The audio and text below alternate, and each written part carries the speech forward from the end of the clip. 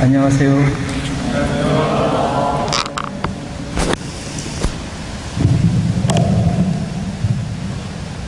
안녕하세요. 진주 UBF 김안드레입니다. 저는 경상대학교 의과대학에서 교수하고 있습니다. 조선대학교 경상대학이 아니라 진주에 있는 경상대학교입니다. 예전에는 몇 년 전에만 하더라도 참 광주 산부도 제가 놀던 세상이었는데 세월이 너무 오래돼서 이제는 낯선 얼굴도 많이 보이고 반갑습니다. 여러 분들의 얼굴을 보니까는 하나님의 복이 너무 많이 있는 것 같아서 더 감사합니다. 제가 오늘 말씀을 전할 때 계속해서 죄 이렇게 무게감 있게 너무 나가게 됩니다. 하지만 그런 말씀들 속에서 그 가운데 있는 그 은혜를 바라보고 또 은혜를 감사하고 또 은혜를 누리는 말씀이 되었으면 좋겠습니다. 제가 기도하고 시작하겠습니다. 아버지 하나님, 말씀 가운데 은혜 주심을 감사합니다. 하나님, 근데 제가 이 말씀을 맡았는데 힘이 부족하고 허물진 자임을 주님께서 아십니다. 아버지 하나님, 오직 성령께서 역사해 주시고 은혜 주시기를 간절히 기도합니다. 말씀이 저와 동역자들의 내면을 깨닫게 하시고 만져주시기를 간절히 기도합니다. 오직 성령께서 역사해 주시기를 다시 한번 기도합니다. 감사합니다. 예수님을 기도드렸습니다. 오늘 말씀은 예수님께서 중풍병자에게 죄사함을 선포하시고 세리마태를 부르신 말씀입니다. 두 사람의 사건이지만 하나의 주제로 묶인 말씀입니다. 오늘 말씀을 통해 이들을 찾아오신 예수님이 어떤 분인가, 이 땅에 오신 목적이 무엇인가, 우리가 이 예수님을 깊이 알고 우리도 세리마태와 같은 극적인 만남이 있기를 기도합니다. 제1부 죄사함. 예수님께서 갈릴리 바다 건너편에 가셨다가 본 동네인 가버나움으로 돌아오셨을 때입니다. 사람들이 침상에 누인 중풍병자를 예수님께 데리고 왔습니다. 중풍병은 뇌 혈관이 막히거나 터져서 뇌와 중추신경이 손상되는 치명적인 질환입니다. 얼굴, 팔다리 등이 마비되고 때로는 사망을 초래하기도 합니다. 본문의 환자도 스스로 움직일 수 없을 정도로 증세가 심했습니다. 쓰러지기 전에는 그도 열심히 일하며 가족을 챙기는 좋은 남편이자 아버지였을 것입니다. 하지만 지금은 그저 누워 있어야만 했습니다. 밥을 먹는 것도 대소변 처리하는 것도 누군가가 도와줘야 했습니다. 가족과 친구들은 이리저리 뛰어다니며 온갖 처방을 시도하면서 그를 일으켜 세우고자 했지만 회복되지 않았습니다. 내가 뭘 잘못했을까 자책하며 왜 하필 내게 울분을 터뜨리지만 변하는 것은 없었습니다. 이들이 절망하고 있을 때 예수님에 대한 소문을 들었습니다.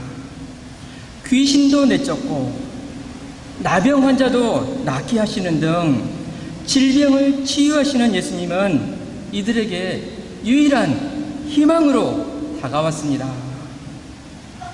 이들은 지푸라기라도 잡고 싶은 심정으로 침상에 누인 중풍병자를 그대로 예수님께 데리고 왔습니다. 이들에게 예수님께서는 작은 자야 안심하라 하십니다. 작은 자는 아드라와 같은 말로 애정이 담긴 애칭입니다.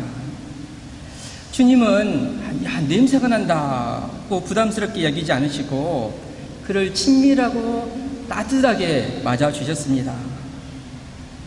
이 병자는 불안할 수밖에 없습니다. 그의 긴장과 두려운 마음을 아시고 잘 왔어 하며 병에 지친 그를 격려하셨습니다. 그럼에도 예수님의 다음 말씀은 다소 당혹스럽습니다. 내 죄사함을 받았느니라. 우리가 듣기에는 좋지만 사람들이 기대했던 것은 아닙니다. 그들은 현실적으로 병 고침받기를 원했습니다.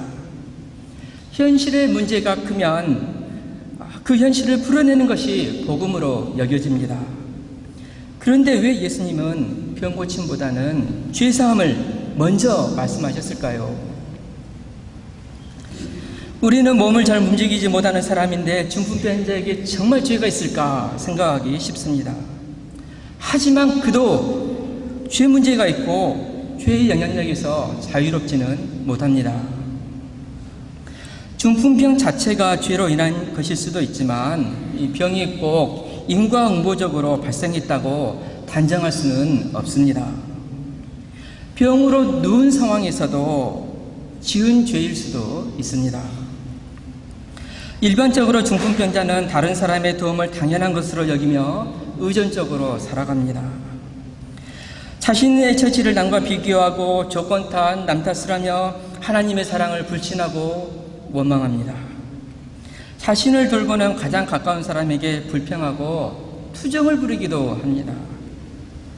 제가 아는 한 분은 좀 심했는데 이 보살핌을 받는 그 와중에도 누가 자기에게 잘해주나 이 간을 보고 주변 사람들을 평가하고 비교했습니다. 이 고마운 줄 모르고 자기 잘 안 해주는 듯 하면 오줌을 아무렇게나 싸가지고서 이 사람을 애먹였습니다. 물론 사람 나름이겠지만 제가 생각할 때는 섬겨주는 이에게 깊이 감사하고 최대한 맞추어서 잘해야 하는데 전혀 그렇지 않았습니다. 이 많은 사람들이 그 은혜에 감사할 줄 모릅니다. 하나님께도 감사할 줄 모릅니다. 우리는 하나님의 형상을 따라 하나님께서 만드신 존재로 하나님께서 창조하신 세상에서 살아갑니다. 하나님께서 만드신 세상에서 그분이 주시는 공기를 호흡하며 그분께서 공급하시는 빛과 에너지로 살아갑니다. 감사함이 마땅합니다. 그 수년 전 대전역에서 기차가 들어올 때 아이를 구하고 대신 그 다친 철도원이 보도된 적이 있습니다.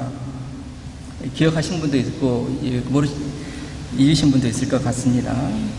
그때 아이 엄마가 엄청나게 많은 비난을 받았는데 그것은 자기 아이의 생명을 구하느라 발목을 잃었는데도 감사하다는 말을 없이 바로 그 현장을 떠났기 때문입니다. 생명의 은인에게는 감사하는 것이 마땅합니다.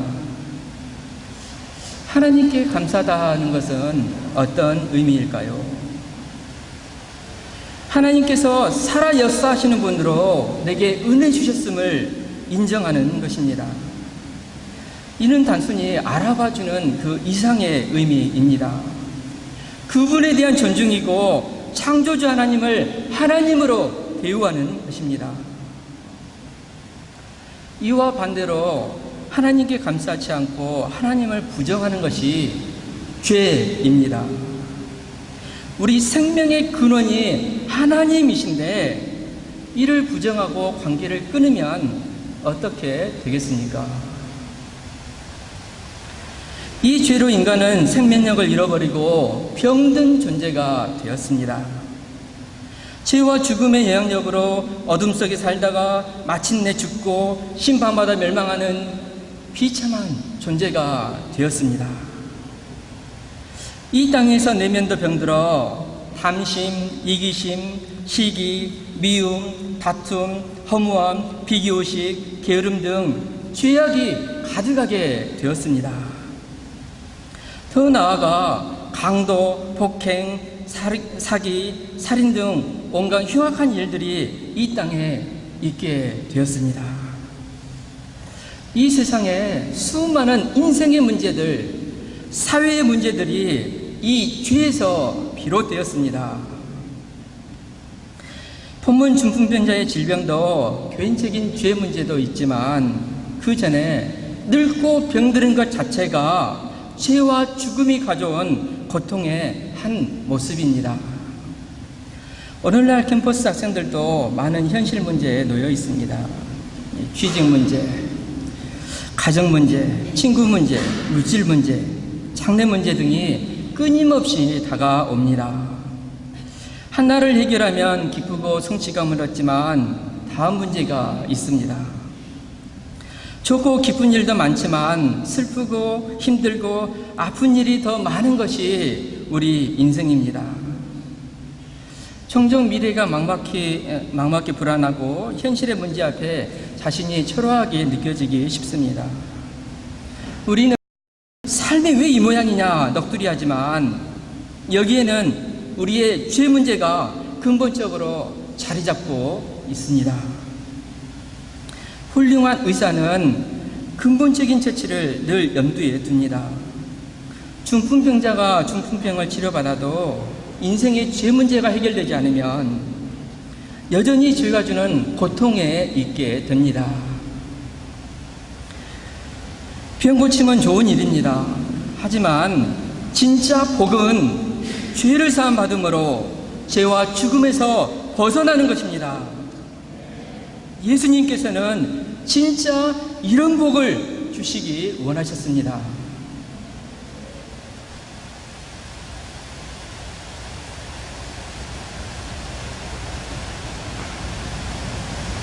죄사함은 기쁜 일임에도 서기관들은 매우 불편했습니다.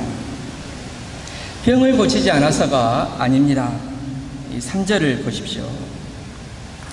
어떤 서기관들이 속으로 이르되 이 사람이 신성을 못 얻가도다. 서기관들은 예루살렘에서 파견 나온 종교 조사관들입니다. 예수님에 대한 소문이 나자 알아보러 왔습니다. 그들은 율법과 말씀의 박식에서 메시아가 와서 행할 일들을 잘 알았습니다. 그리고 보지 못하는 사람이 다시 보고 나병 환자가 깨끗해지고 죽은 사람이 살아나는 능력의 역사와 권위의 말씀 등 메시아의 표적을 실제로 보았습니다.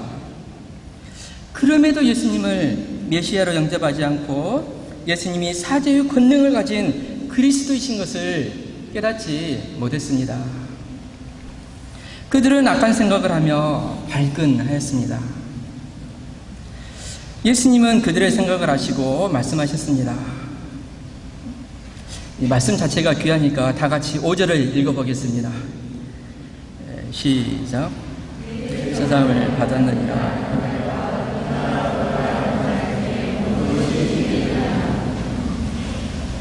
질문의 핵심은 무엇이 더 쉬운가에 있지 않습니다.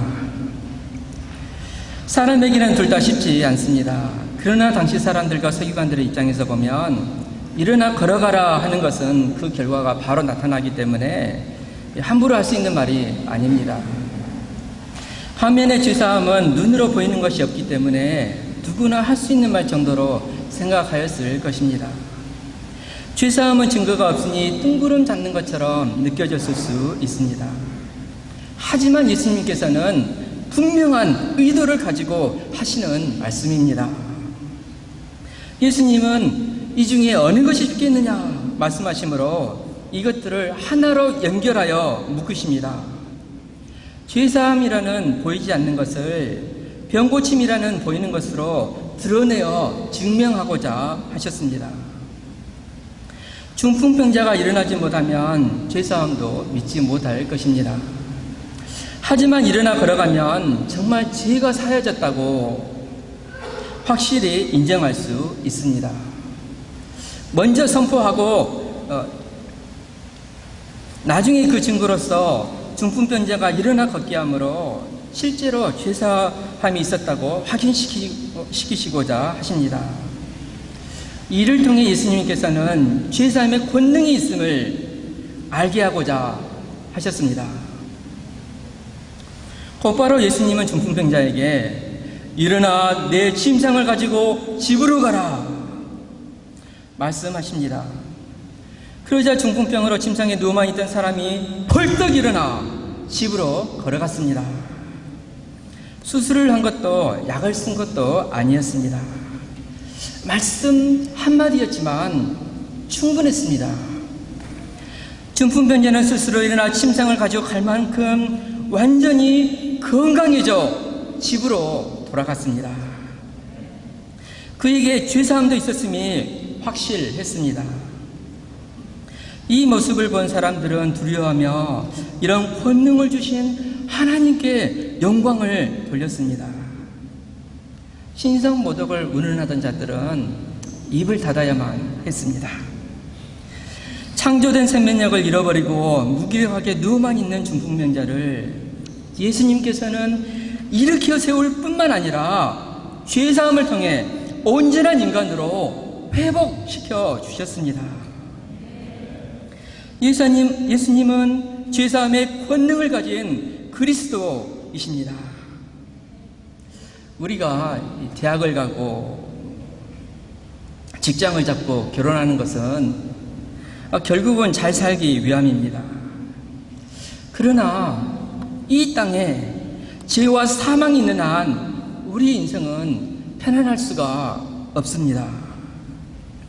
중풍병자를 억누르고 망가뜨렸던 것처럼 죄는 우리도 역시 무기력하고 어둡게 만듭니다. 하지만 예수 그리스도께서 우리 죄사함에 권능이 있습니다.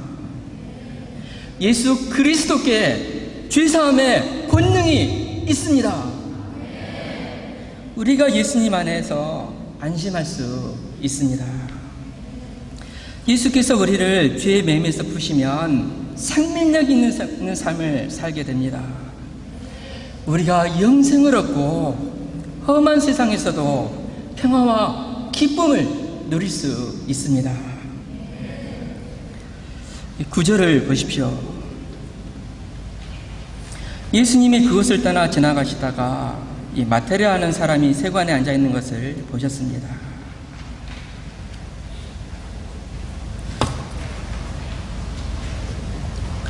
그에게 예수님께서 나를 따르라 말씀하셨습니다. 나를 따르라는 제자로 부르시는 말씀으로 나와 함께 가자는 초청입니다. 나를 따르라는 한마디에 이 마태는 다 버려두고 예수님을 따랐습니다. 우리 목자님들이 전도를 나가기 전에 정말 소원하는 장면입니다.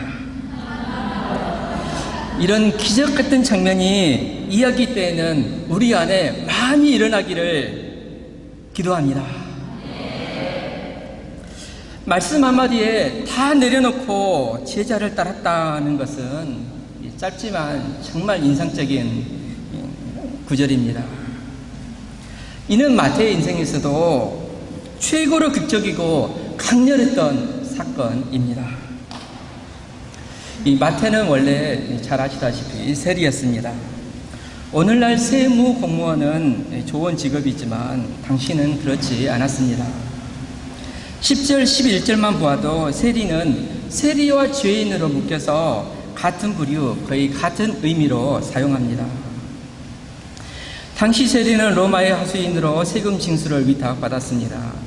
그들은 동족들로부터 과다하게 세금을 징수해가지고 일정액을 로마에 바치고 나머지는 착복해서 부를 축적했습니다.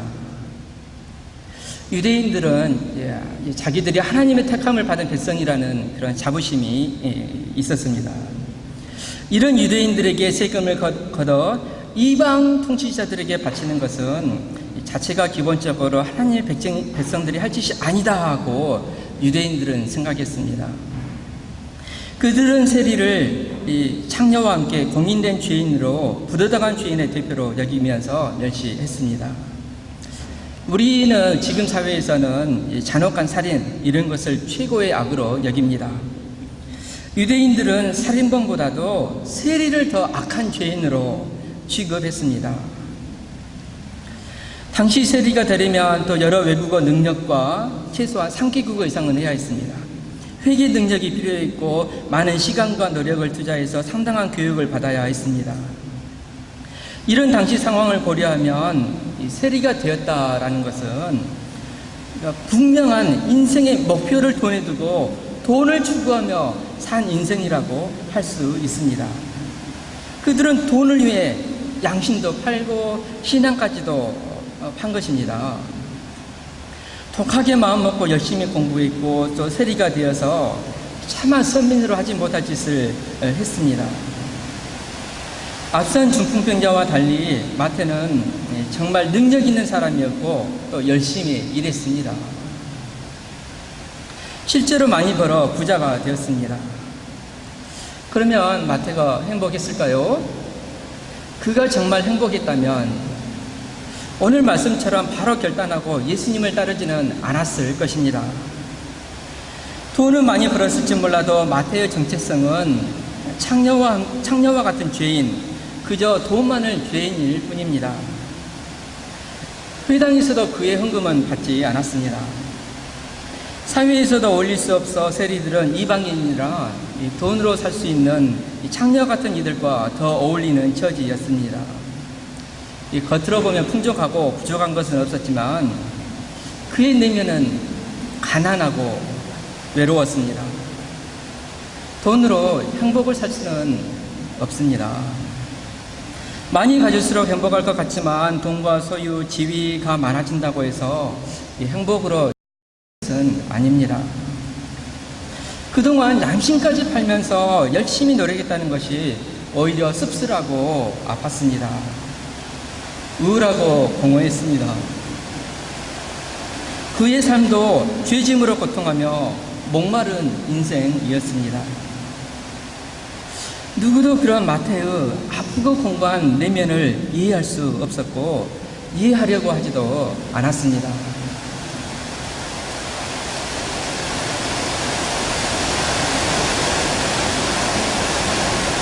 창구에 앉아 세금을 걷기 위해 사람들을 바라보는 그의 눈에서 예수님은 망가진 삶의 고독, 불안과 상처, 갈망을 보셨습니다. 그 인생에 대한 애정과 연민으로 바라보셨습니다.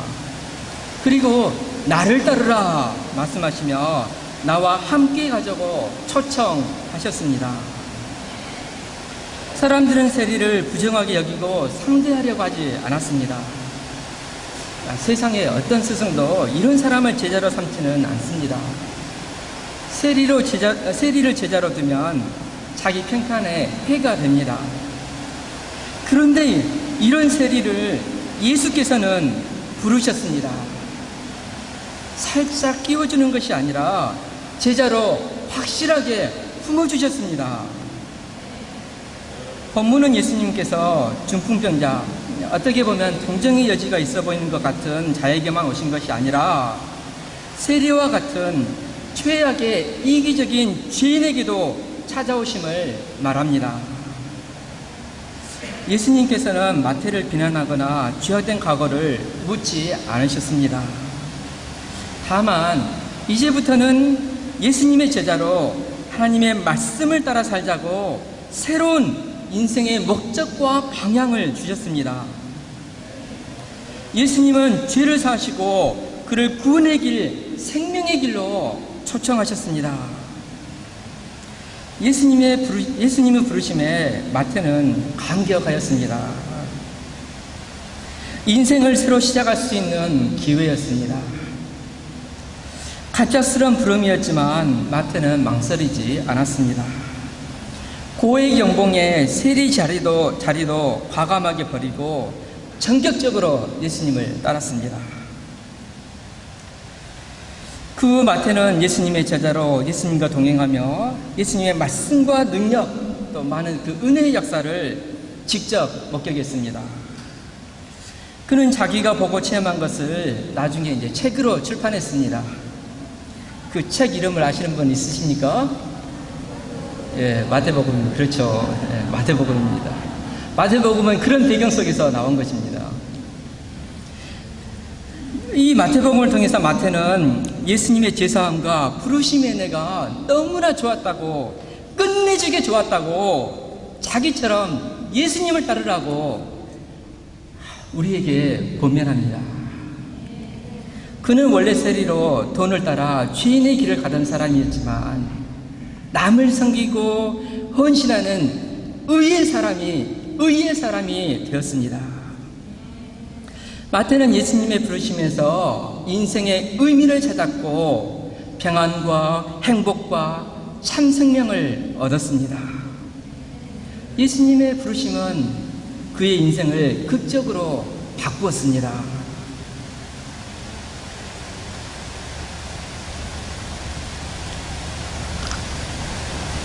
마태는 너무 좋고 신이 나가지고 감사하여 예수님을 집으로 초청하여 식사를 대접했습니다. 10절을 보면 이 자리에는 마태의 동업자였던 많은 세리와 죄인들이 참석하였습니다. 그들은 예수와 그의 제자들과 함께 음식을 먹었습니다. 유대 사회에서 식사를 같이 한다는 것은 매우 친한 관계임을 나타냅니다. 예수님은 함께 식사하시며 세리들도 영접하시고 기꺼이 친구가 되어 주셨습니다. 그들은 사랑의 교제를 나누었습니다. 이 자리에서 마태는 여러 세리 친구들에게 예수님의 부르심과 또 제자로 결단한 것을 공개적으로 발표하였습니다. 이 잔치는 기쁨의 표현이기도 했지만 또 새 인생을 산다는 그의 결단을 선포하는 자리였고, 또 여러 죄인 친구들에게 예수님을 전하는 이 복음 증거의 잔치였습니다. 이 좋은 날, 이 바리새인과 서기관들은 마음이 몹시 불편했습니다. 의로운 사람은 죄인과 한데 어울려서는 안 된다고 여겼던 그들은 도저히 이해할 수가 없었습니다. 그들은 예수님의 제자들에게 어찌하여 너희 선생은 세리와 죄인들과 함께 잡수시느냐? 항의 차원에서 물었습니다. 예수님께서 하신 말씀이 무엇입니까? 12절을 다 같이 읽어보겠습니다. 12절입니다. 시작. 건강한 자에게는 의사가 있습니다. 아무리 명이라도 건강한 자에게는 쓸데 없습니다. 하지만 병자는 의사를 필요로 합니다. 의사는 병자를 판단하거나 정죄하지 않습니다. 안타깝게 여기고 어떻게 하면 치료할 수 있을까 고민합니다. 병자가 본래대로 회복되어 건강한 새 인생을 살 때 의사는 보람과 기쁨을 느낍니다. 이런 그 의사의 마음으로 예수님은 이 땅에 오셨습니다. 예수님은 중풍병자 세리 마태와 같은 자를 부르셔서 치료하시고 새로운 인생으로 세우고자, 생명을 회복시키시고자 이 땅에 오셨습니다. 스스로 건강하다 여기며 병원에 가지 않으면 이 병을 발견할 수도 치료할 수도 없습니다. 이 바리새인들이 그러했습니다. 병든 자신의 모습을 깨닫지 못했습니다. 그들은 안식일을 열심히 지키고 금식 기도도 하고 11조도 철저히 하였습니다. 대단한 사람들입니다. 정규 생활을 다 하니까는 자기들은 의롭다 하고 그들은 자랑했습니다. 하지만 기도하는 자세를 예를 들어보면 기도하는 자세를 취하고 있지만 속으로 어젯밤 몰래 본 그 음란물을 묵상하고 있다면 과연 기도한 것입니까? 바리새인들은 겉모양 갖추는 데만 중점을 두었습니다. 그래서 부패한 스스로의 내면은 외면하고 다른 사람들을 정죄하면서 계속 찌르고 다녔습니다. 위선적이고 교만한 바리새인들에게 예수님께서 무엇을 말씀하십니까? 13절 앞부분을 한번 읽어보겠습니다. 시작.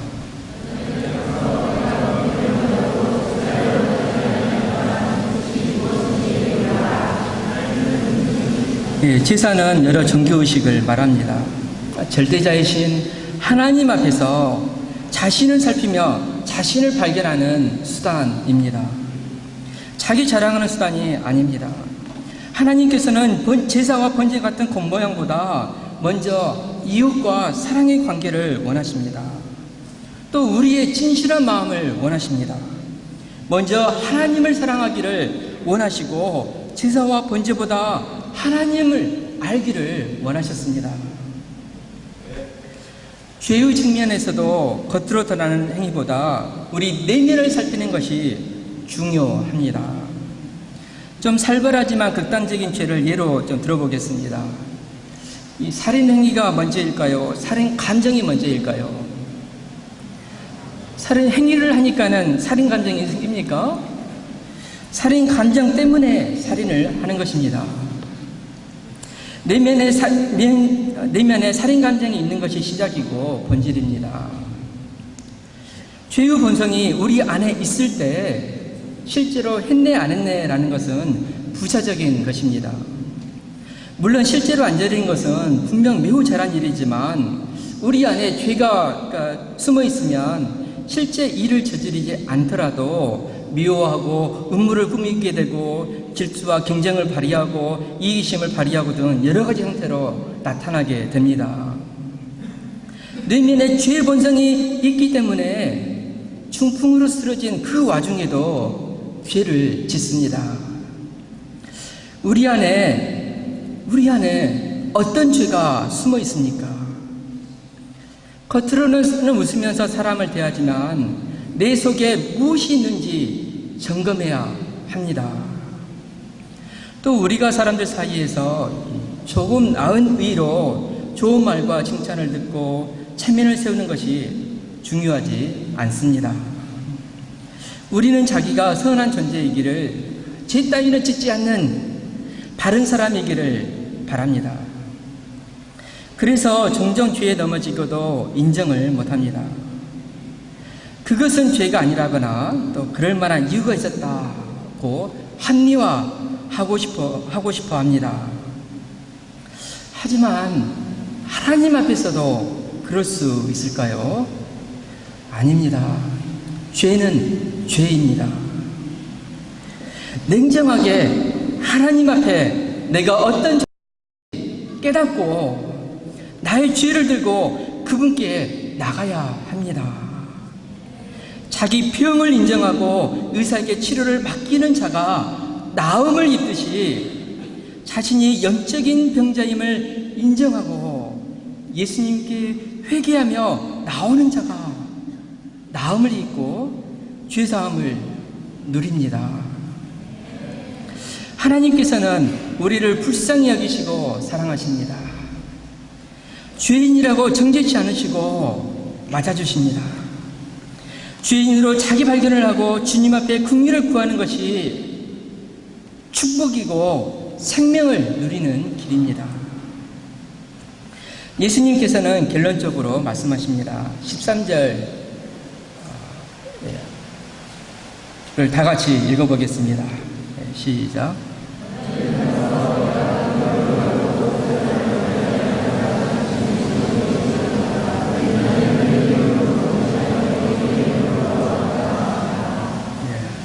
나는 의인을 부르러 온 것이 아니요 죄인을 부르러 왔노라 말씀하십니다. 여기서 의인은 진짜 의인이 아니라 자기가 의인인 줄 아는 사람을 말합니다. 인간이 스스로 의로울 수 있었다면 예수님께서 이 땅에 오실 이유도 또 힘들게 십자가를 지실 필요도 없었습니다. 세상에 의인은 없습니다. 하나도 없습니다. 단지 스스로 의인이라고 생각하는 죄인들만 있을 뿐입니다. 사람들은 의인을 찾지만 예수님은 의인을 찾아오신 것이 아니라 죄인을 부르러 오셨습니다. 예수님께서 마태를 부르신 것도 그가 세리요 죄인이었기 때문입니다. 예수님은 그의 조건, 자격을 보신 것이 아닙니다. 마태가 이 쓸만한 사람이어서 부른 것이 아니라 그를 쓸만한 사람으로 일으켜 세우고자 부르셨습니다. 그의 인생을 바꾸시고자 부르셨습니다. 죄인 중에 죄인, 세리를 부르신 예수님은 죄인인 우리를 부르십니다. 죄에서 누릴 수 없는 자유와 행복과 영광과 존귀를 주시고자 하십니다. 우리는 이 예수님 앞에 나오기만 하면 됩니다. 자신이 죄인인 줄 아는 자, 또 하나님의 긍휼을 구하는 자, 그래서 예수님의 필요를 아는 자가 구원을 얻습니다. 예수님께서는 죄를 좋아하지 않으시지만 죄인을 긍휼히 여기시고 죽은 생명이 새 생명으로 바뀌는 새로운 창조를 하시기를 원하십니다. 이를 지금도 우리 안에서도 해가고 계십니다.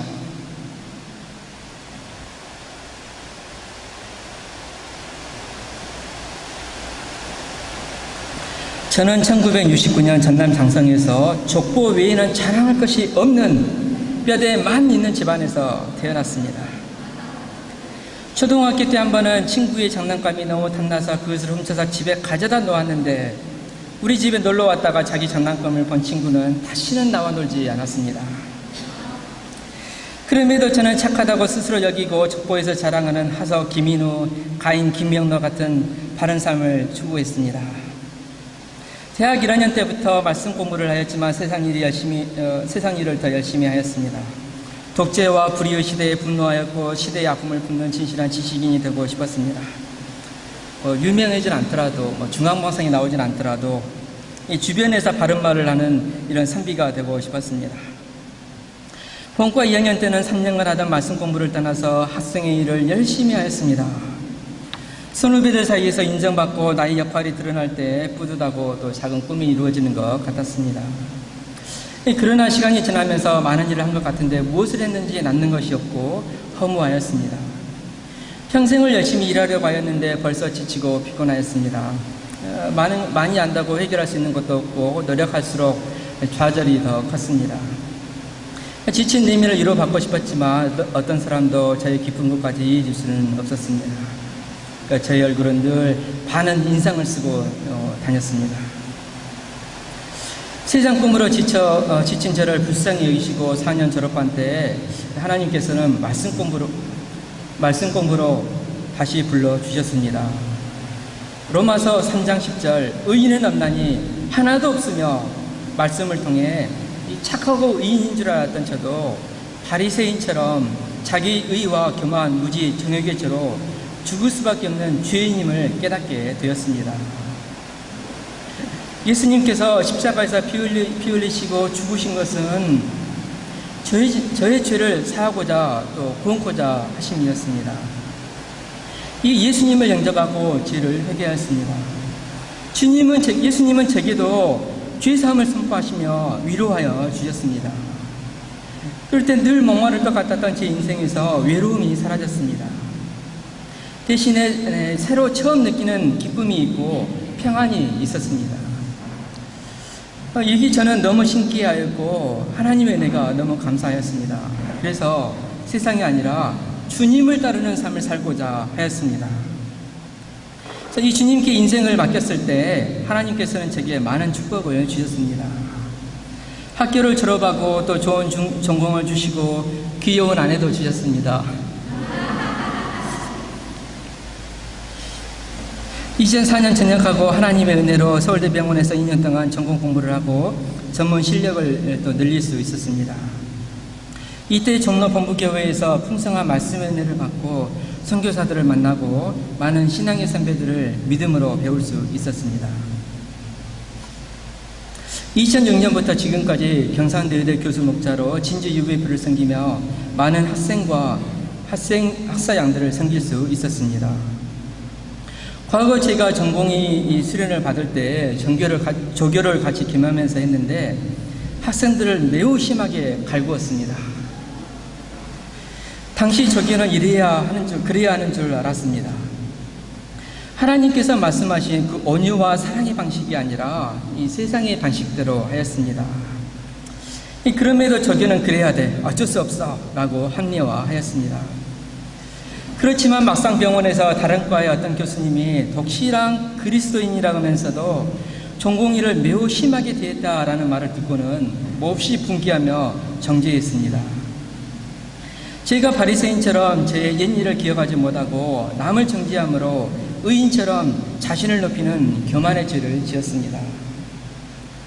또 받은 은혜를 생각할 때 제가 열심히 하나님의 역사를 감사함으로 섬겨야 하는데 요즘 말씀 공부하는 것을 좀 귀찮게 여길 때가 있었습니다. 이 말씀을 잘 아는 양과 말씀 공부를 할 때 이 양이 어려운 질문을 많이 하니까는 마음에서 짜증이 났습니다. 사실 매우 귀한 형제인데 제가 불평이 좀 나왔습니다. 종종 나왔습니다. 제가 의사이신 예수님의 마음으로 이 시대 젊은이들을 바라보아야 하는데 판단하고 정지하고 선을 그어버리는 마음이 있었습니다. 제가 하나님의 긍휼을 배워서 피곤해하지 않고 적극적으로 이들을 감당해야 하겠습니다. 오늘 말씀을 보면서 또 여전히 저에게 죄사함에 예수님이 필요함을 절실히 깨닫습니다. 저희가 하나님의 긍휼이 없이는 안 되는 인간임을 고백합니다. 하나님의 긍휼을 배워서 봉사해야 한다는 의무감이 아니라 기쁨으로 우리 주님을 따르면서 적극적으로 감당해야겠습니다. 결론입니다. 우리는 본질적으로 죄에 넘어진 자로 우리에겐 구원이 필요합니다. 예수님은 죄를 사하는 권능을 가지셨습니다. 이 예수님께 우리 생명의 길이 있습니다. 예수님께서는 우리 같은 죄인들을 부르십니다. 구원고자 하시고 기쁨의 새 인생을 살게 하십니다. 우리가 우리 죄의 모습을 외면하지 말고 예수님께 하나님께 들고 가기를 기도합니다. 제가 기도하고 마치겠습니다. 아버지 하나님 감사합니다. 하나님 저희가 죄인임을 깊이 깨닫습니다. 이 죄 가운데 있을 수밖에 없는 죄를 주님께서 긍휼히 여겨주심을 감사합니다. 주님께서 죄사함의 권능을 가지고 계심을 인해서 감사합니다. 저희가 저희를 부르시는 우리 주님을 깊이 영접하고 우리 주님께 나갈 수 있기를 기도합니다. 저의 잘한 모습을 들고 가는 것이 아니라 저의 죄를 들고 나갈 수 있기를 간절히 기도합니다. 우리 주님 앞에 또 더욱더 저의 죄악된 모습을 깨달을 수 있도록 도와주십시오. 그리고 주님을 따름으로 새로운 인생을 살 수 있기를 간절히 기도합니다. 감사합니다. 예수님 이름으로 기도드렸습니다.